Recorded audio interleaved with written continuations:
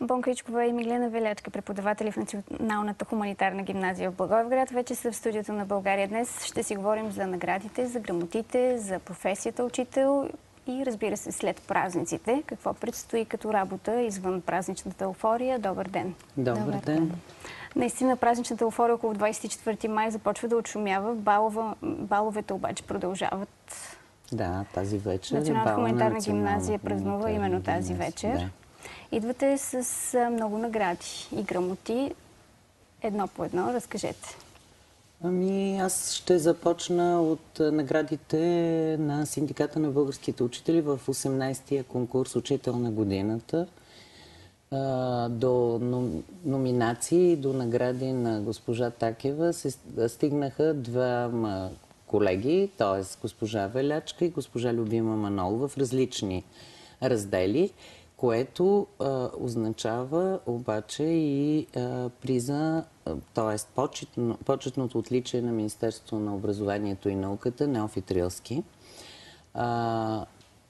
Имаме още един колега награден чрез Инспектората по образование. Това е заместник директора на Национална хуманитарна гимназия Даниела Китова. Днес бяха връчени тези Днеска бяха награди. връчени. Снощи двете колежки, които бяха отличени в конкурса Учител на годината, бяха и на прием с президента Росен Плевнелиев. И още една награда, която традиционно се дава от кмета на Благоевград Атанас Камбитов. Така че това са хубави моменти в нашата професия. Много се радвам, че госпожа Велячка и госпожа Манолова участваха в този конкурс, защото той сам по себе си, всеки кандидатства сам, след като са обявени условията, трябва да си направи портфолио, не се допуска лесно до номинация, трябва да имаш ученици класирани с национални призове или национални награди, да имаш иновативни методи да прилагаш в работата си. А госпожа Велячка, сега ще й дадем думата. Аз много се радвам. Много е важно и тя самата да каже, госпожо Велячка. Тя получи още една награда, много специална. Тя ще си я разкаже.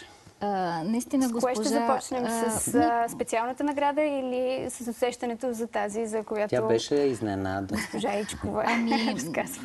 Първо да започнем с това, че госпожа Ичкова така ни накара да участваме наистина с съответното портфолио, нека да не се повтарям.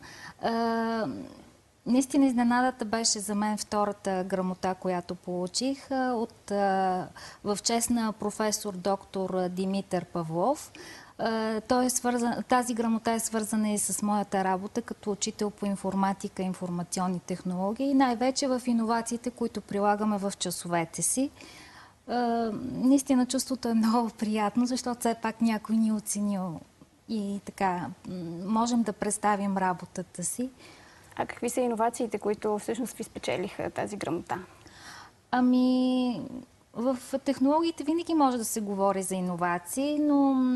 Все пак, за да се впечатли едно жури, трябва да е нещо специално и нещо, което не се прилага във всяко едно училище. Най-вече така наречените интерактивни презентации, които използвахме и дори едно от децата ни спечели точно с такава презентация награда на евродепутата Мариел Габриеле. И всъщност това до някъде доведе и до моя успех също така. След приема на президента, какво е усещането? Така, много смесени са ми чувствата, положително определено. Развълнувана съм доста от това, че се срещнахме освен с президента, успяхме да направим снимки с госпожа Манолова, а и разбира се там с нашия председател Янка Такева също се видяхме и тя отново ни поздрави за успехите си. Тези грамоти, тези награди са персонални, но в същото време дават така един сериозен старт или сериозен ритник, ако мога така да се изразя, и в полето на училището. Точно така. Много е важно за нас като бивша Солунска, като училище, което е просто мост между миналото и бъдеще, настояще бъдеще, което е носител на такъв дух. Да има такива учители, които с такава всеотдайност работят с децата, които умеят да убедят децата, че всичко, което правят е в тяхна полза, т.е. не са безразлични към учениците си. И в Национална хуманитарна гимназия общо взето работи много добър екип от учители и аз винаги по всякакъв начин се стрема, когато мога да убеда колегите, защото някой път колегите от прекалена скромност или за това, че сами трябва да си изпратят нещата и трябва да има някой по-възрастен като мен, който така да се умее да ги мотивира да участват, защото този конкурс, който Синдиката на българските учители си извоювал, е нещо, което е много добро, тъй като дори тук наградените с неофит Рилски от инспектората пък не получават покана за прием при президента. Колегите първо присъстват на една страхотна церемония, на която присъстваше министър-председател и министри, в София вице-президент, където наистина учителя друг стимул няма. Материален стимул просто забравяме. Това беше един от въпросите ми. Точно така. Какво ви кара да продължавате? Ами, какво да ни кара? Освен тези награди.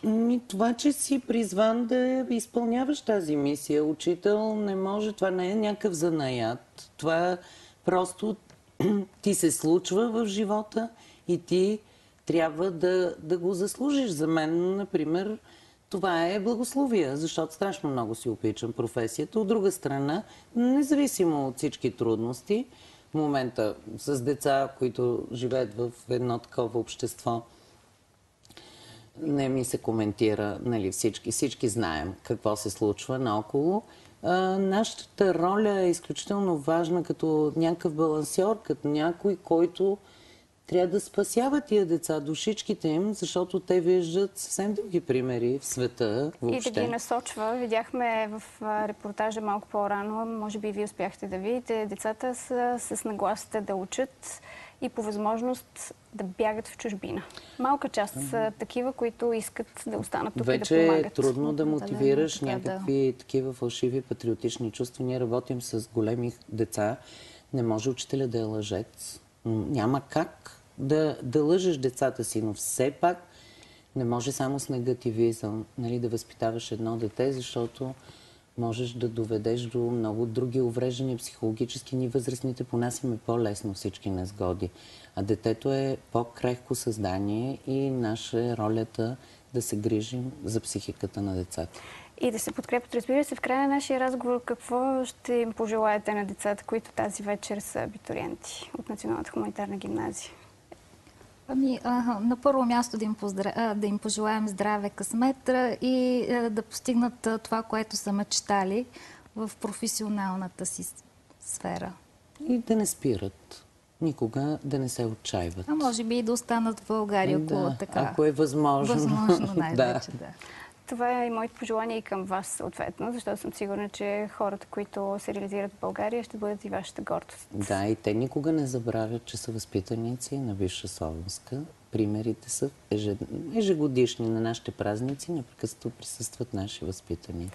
Така и възпитаниците на Националната хуманитарна гимназия никога не забравят откъде са тръгнали и къде отиват. Благодаря ви много за участието в България днес и успехи. Благодарим. Уважаеми зрители, как един физик открива страстта си към мегалитите? Разговор с доцент Любомир Цонев след минути. Ще ви срещнем и с още една сила за покоряване на върхове.